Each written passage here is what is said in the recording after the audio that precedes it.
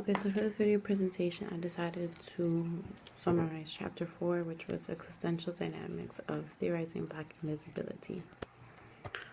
The chapter started out with a brief overview, and it actually listed a couple of theorists, which were W.E.B. Du Bois, Alan Locke, Ralph Ellison, and Frantz Fanon. All of their ideas were summarized and reviewed in the chapter. However, Bannon and Sartre's theories were the ones that were mainly focused on throughout the chapter.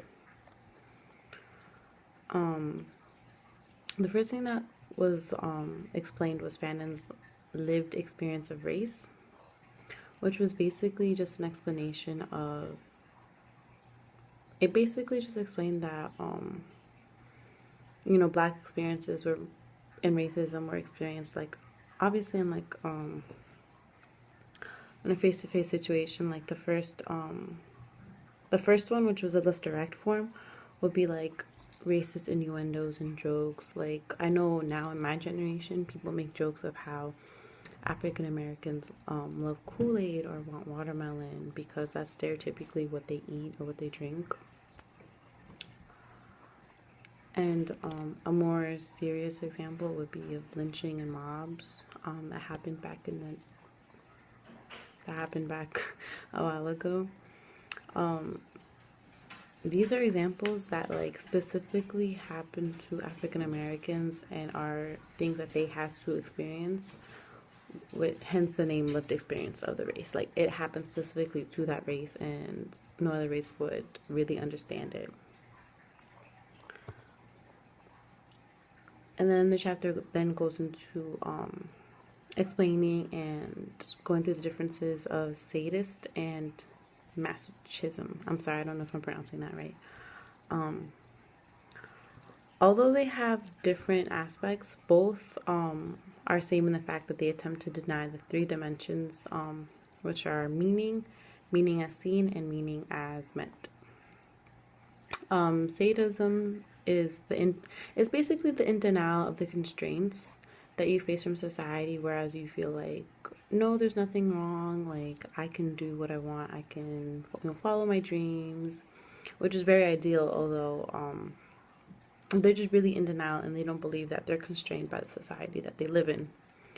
Whereas masochism more is kind of the opposite, where they kind of indulge in how society views them. They don't really care. They just kind of just like put themselves out there because they're just in that mindset, whereas society already views me this way. Why don't I just do it? However, both are wrong because the human life and humans in general just have a deeper meaning than just their physical body or their object and subject. That's explained in the chapter. And then it also goes into the general idea of invisibility, which is the fact that Blacks, they're not recognized by society. They're either completely ignored, or like maybe whites will have that mindset where, like, oh, that's just a Black person, whatever. Like, they'll just ignore them completely, or it'll be on the other extreme where they'll just assume the worst of them for no reason whatsoever. The invisibility comes into play when they're thought of this way no matter what they do. They could be the ideal citizen, but no matter what they do, they will always be viewed this way, which makes them invisible, makes their actions invisible in terms of how they're viewed. Like, no matter what they do, it's not going to change anything. The chapter then goes into different forms of invisibility. The first one being, it's more of the difference, and it kind of just defines the invisibility. It compares a white individual who can, take charge of their body. They can do what they want with their life. They can go to school and do this and that. They can follow their dreams. Whereas no matter what a Black individual try to do, no matter what, they will always be tied to hate, to crimes, to violence. They will always be viewed in some form with this.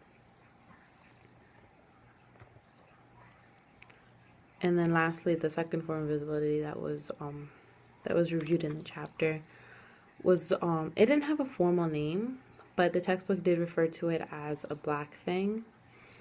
I know my generation generally labels these individuals as Oreos because Oreos are, they have the black cookie and then inside they have the white cream.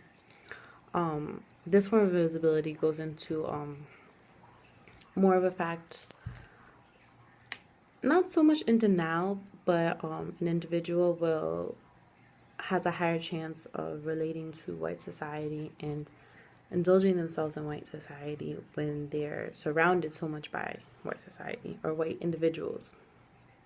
The black individual isn't as reluctant or will rebel against this, since the individual more often than not will find comfort in being a part of the society that once rejected them. The textbook goes into an example of, like, we're referring to this as a mirror where with an example was a black individual comes to a party, an all-white affair, white society, a party, the only black person. Obviously, all they view is white people, so they kind of end when they're welcomed into that society. They're kind of in denial that, like, no, I fit into this society. There is nothing wrong, and it's just kind of where they identify with the society, and that's about it. And then the chapter, of course, has many more references and many more examples that were really good.